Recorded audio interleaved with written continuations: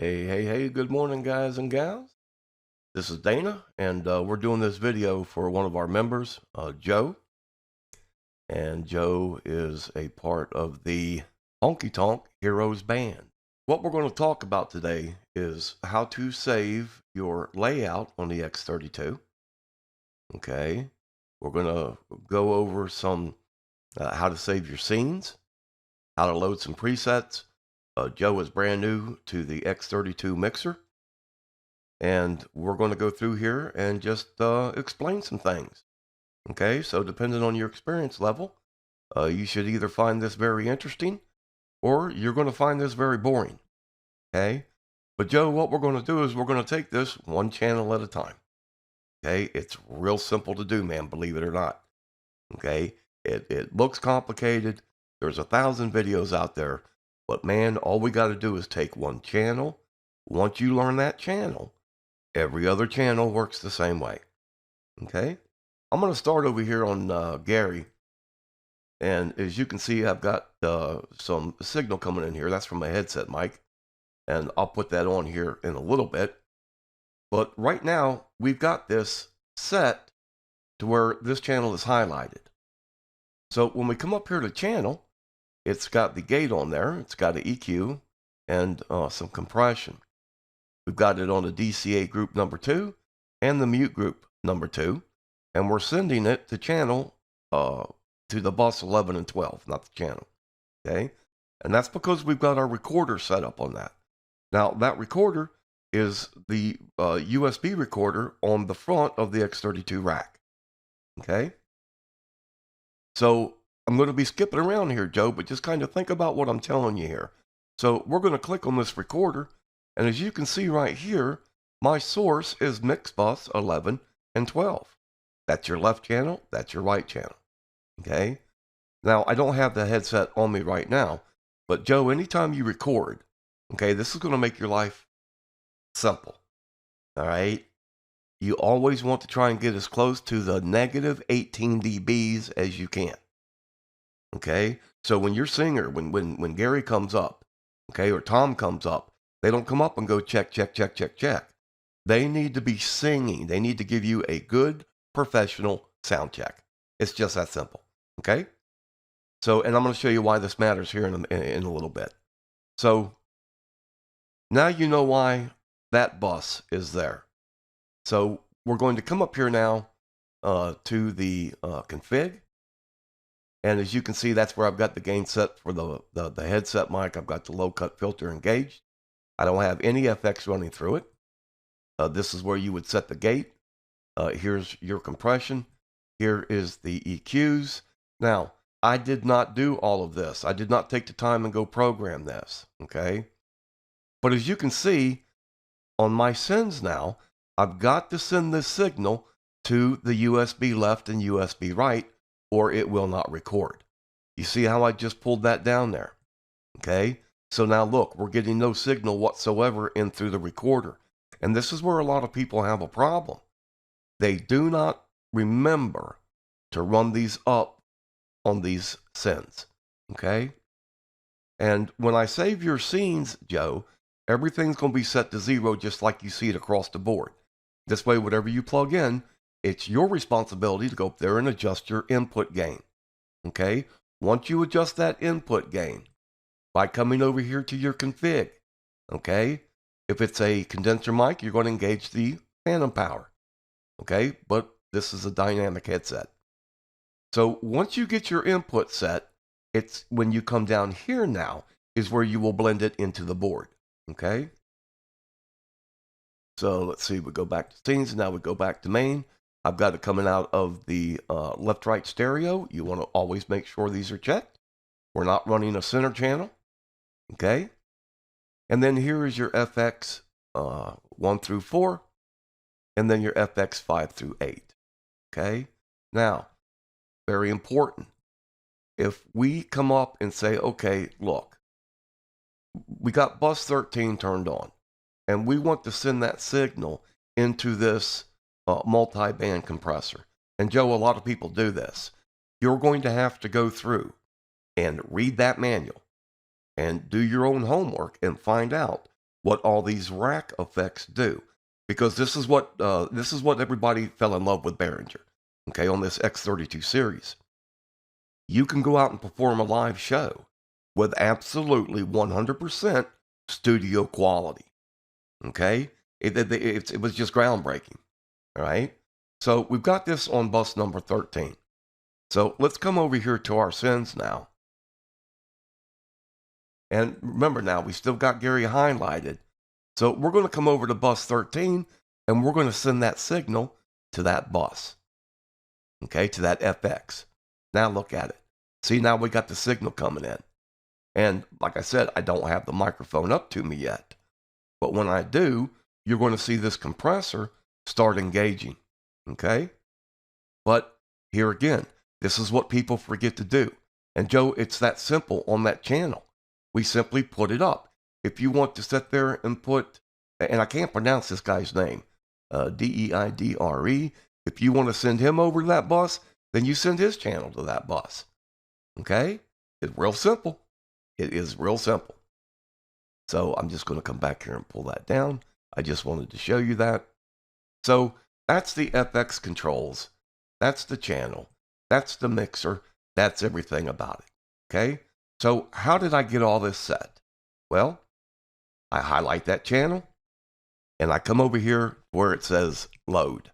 And I'm going to load a preset. Now, I put all these programs in here for you, or I'm sorry, not programs, but this is what comes stock with the X32. So I'm going to put this in a zip file.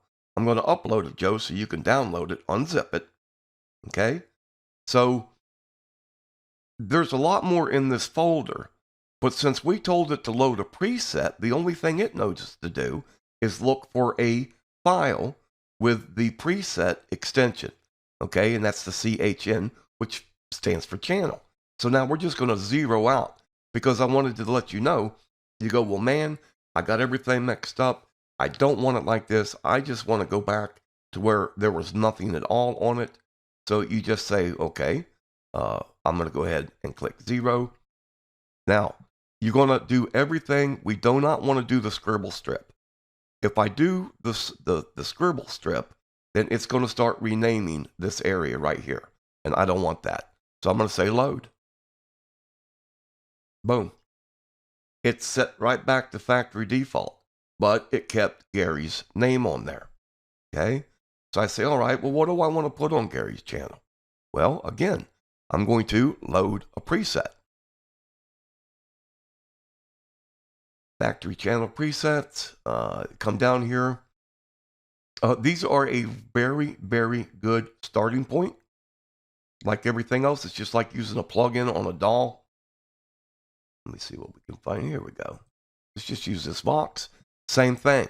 I do not want to load that scribble strip. Okay, and I'm going to say load. And there it goes. It's set his EQ, the dynamics. It didn't put the gate on. This is what the EQ looks like. You can come in here. You can play around with it. See what it's doing. And then adjust it from there. Okay? So that's how you do a preset. Now, once you get this channel saved, and it's just, you love it. You love everything about it. Then you're going to come up here and say save. You want to select all. You do not want to save it as a scene. You're going to save it as a preset. So you can just come in here. You see it's already labeled Gary VOX. And you're going to say save. Boom. Now you just saved that channel preset the way that you like it. And we're just going to run this back up. And that's how you build your presets, your scenes, and everything else. Okay? Now, how did I get this down here to look like this? Well, again, that's pretty easy. We're going to come over to Mixer. We're going to come to the left, and we're going to say Edit. Now, as you can see, everything that I've got highlighted here is what is showing on the X32. And you can see I named it 1 through 16. I'm not going to hit clear all because it's going to clear everything. But if you wanted to add these, as you can see, it's putting it on over here. There's 13. Let's go back to edit. 14. You see the channels? They just keep coming up. But we don't want that because right now you're only working with 12 channels. Okay? So once I do that, I would name it and then go back to edit. It comes down and then I would say save. Now what it's doing, as you can see, there's no files in here under factory channel preset because we're not doing a channel preset. We are doing the X32 board, and these are all the different presets that I've made for you. Okay? And as you can already see, I've already got it in there, so I'm just going to hit cancel. This is for you to play around with. And you go, all right, man, well, listen, you know what? I want to add one more channel. And you go, okay, there it is. Well, crap, now it's all the way over here. I want it to be over here. No problem, man. You click move. Everything highlights, you bring it over to where you want it, and there's your channel 13. You unclick move. It's that simple. Okay? That was simple. So I'm simply going to come back up here and go edit again, and I'm going to take that off. And then go back to edit. Well, come on now. My mousey. So, what are we looking at here? Well, we're looking at everybody's vocal, everybody's guitar, and I've got them color coded. This is real simple as well. Highlight it, right mouse click it, go up here and name it, and then pick the color that you want. Okay? And it's that simple. Okay? Here, you've got channel 17 through 32, and unless you get an S16 or another stage box, you're never going to use this. This is where your auxiliaries are, and your FX controls. Remember the sends we were talking about? Okay, when we were on the other channel? That's what this is. These are your buses. As you can see, this is the in-ear monitors. Here is your USB left and right, your FX, and then your main left, your main right for the matrix. And then these buses over here we're not using. When you click all, that's exactly what you get. You got to come down here and you go all the way across.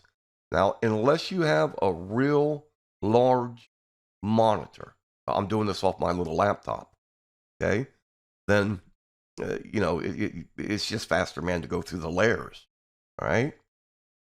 If you get it set up the way you want it, you can sit here and right mouse click this. Click it and then edit. Where it says user 1, you can sit there and name it. And that way, if you're running the board, Joe, and next week somebody else might run it, then they want to set it up the way that they want to set it up.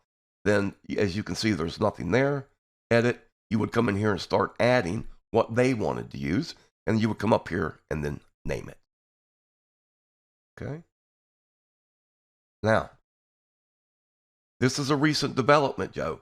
DCAs, okay? Everybody thinks they're complicated, brother, but they're not, okay? The DCA allows you to control a group of microphones at the same time, okay? So let's say that you have your drums set perfect. You love the way they sound, okay? But as you start the gig, somebody comes up and says, Joe, I think you need a little more on your hi-hat. Well, you can come over here and you can adjust this individual hi-hat without disrupting anything else. So now they say, okay, Joe, the hi-hat sounds great. But now, man, we need the whole drums to sound just a little bit louder or a little bit softer. Well, that's where you come over to your main DCA. When you raise this, even though these faders are not moving, you're raising all these microphones at the exact same amount. Okay? Hey, Joe, your drums are a little loud. Boom. Then you just lower them. All right? So when you come down to DCA, when I say they just started this is what they call a spill page. So now here's all your vocals. So once you get everybody's microphone set and you've got it adjusted in the board, and you say, well, Gary needs to have a little bit more, raise him up a couple dBs. Okay, guys, it's sounding great. can we drop everybody's vocals down just a tad? And you go, yeah, boom. We just decreased every microphone by a negative 3.7 dBs. Okay? And that's how DCAs work. So, at this point, I'm going to take a break, and then we'll come back and we'll finish this video. All right, brother, we're back. So, at this point, this little tab right here just opens it up and closes this right here. Now, here is where you save your scenes. So, once you get all of this set the way that you want it, you're going to select all and then save as scene. Now, as you can see here again, the factory channel presets, there's nothing there. So here I've got two scenes for you. I've got the rack only, the rack 1 through 16, and then off, and that's why you see the off up over here. Okay? Name it whatever you want to.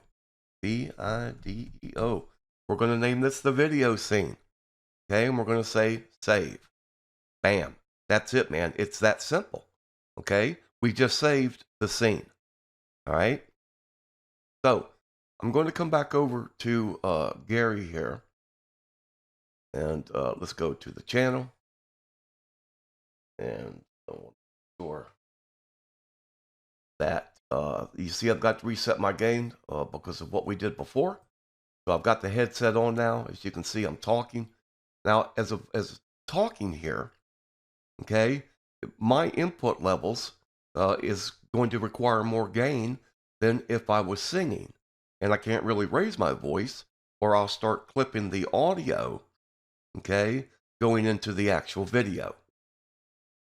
So the meter on the left is our input. The meter on the right is our output.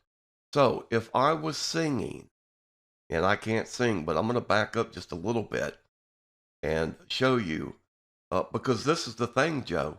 The less gain you have to use, the cleaner your audio signal is going to be, the lower your noise floor. Okay? So, back up just a bit. Oh, say, can you see? Okay, as you can see, I'm way past that negative 18. Okay? So that's why I say, when you guys do your sound checks, do it like you're going to sing it. Okay? And it's just that simple. So now I've got this set pretty good for speech. So if I want to come over here to my sends now, and let's say I want to come over here and put it into the reverb. Okay, there's my reverb. So what I'm going to do, this is FX2. I'm on Gary's channel still. Okay, I come over to the sends, and I'm going to come up here to FX2, send. So as I do this, now I'm putting that reverb into that signal. Now I know you can't hear it, but I can hear it on my end, and it sounds gorgeous. Okay? You're going to have to play around with them. You just have to. All right? So, that's how you get your effects to work with the proper input signal. Okay? You see where it's coming in here. It's coming in this much. It's going out that much. And it's bus 14. Now, I can come down here to the auxiliary and FX. And here's the send. You see the signal coming in bus number 14. Okay? So we still got the channel. Let's see, where were we at here? Let's go back to the 116. I'm going to highlight it. And I'm going to come back to the sends. And I'm simply going to pull this back down again. Okay? So that's how you apply the FX, man. It's real easy. Now, let's go back over to the main. As you can see, we've got our DCA groups and our mute groups. So I've got all the VOX mics on mute group number 2. If I come down to the bottom, boom, everything just got muted. Okay? If I go to number 1, that just muted your entire drum set. If I go to number 3, that just muted the guitars. All right? So that's how you set these up here, or you can simply come down here and click these little squares. If I wanted to change this one over, you see I just added it to mute group 4, but we don't want that. All right. So that's that part of it. Remember, guys, I told you, we're going to do a little skipping around here, but it's the way that I do it. So now let's get over to routing. Okay. Your inputs, it's a rack. You've only got 16 of them. Okay. So you've got 1 through 6, 9 through 16 is your local. If you ever get a stage box, you're going to do the same thing. Like with my S16. Here it is, 1 through 8, 9 through 16, because it only has 16 inputs. Okay? Remember now, this software, this firmware, works for full-size desks, the X32 console, the producer, the compact, and that's why you see all these little grayed out areas. If this was a full desk, then these would be switched over here because they would all be local. Okay, if that makes sense. The AES 50, this just mirrors itself. That's your A port. This is your B port. It's out, out, out. And this alternate is where it's taken to your P16s for in-ear monitoring. The card, the local, is 1 through 8, 9 through 16. Same thing. I've got my S16 coming out of the A port, 1 through 8, 9 through 16. The XLR's outs, 1 through 8, or 1 through 4, 5 through 8 local. And then here. Now, as you can see, this mirrors. These are the mix buses. Okay? These mix buses are attached to the XLR outs. So as you can see, Gary's in-ear monitor is going to come out of 1, 2, Tom out of output 3. I can't pronounce his name, man, so he's going to be number 2. David is number 4, and Joe, you are number 5. And then mix bus 6 is not really being used. And then the main left is coming over out of the Matrix 1 and Matrix 2. And the reason I set it up that way is because that's the way Drew sets his up. And brother Drew is like E.F. Hutton. When Drew speaks, you better listen, okay? Behringer sponsors him. He's a real nice guy. He's a good Christian man, all right? So that is the routing. Let's talk about now, how do we get everybody to where they can hear everybody else in their in-ear monitors? Let me just raise this up a little bit right here, just because I like seeing that signal path come through. They have what they call faders on demand. And they have what some people refer to it as sends on faders. Okay? But it doesn't matter. It is simple, and I mean simple to do with the X32 edit software. Okay? Over here on your buses, as you can see, they mirror the same thing is what's set up right here. Okay? So you want to click on the channels that you want to send to somebody's in-ear monitor. You're going to come over to the left. When I click on Gary, watch what happens down here to all these channels. Boom. You see them all go to 0. Okay? Well, Gary says, listen, I want to hear my voice the most. Now I want to hear a little bit of that vocal. I want to hear a little bit more from Tom. And then I want to hear some from David. I don't want to hear any guitars, and I want to hear that kick drum. That's all I want. Well, you're finished. You come back over, click main, left, right. You just set Gary's in-ear monitor. Okay? Like I said, I'm not going to go through and do them all for you because it's just that simple. So Gary has to be listening.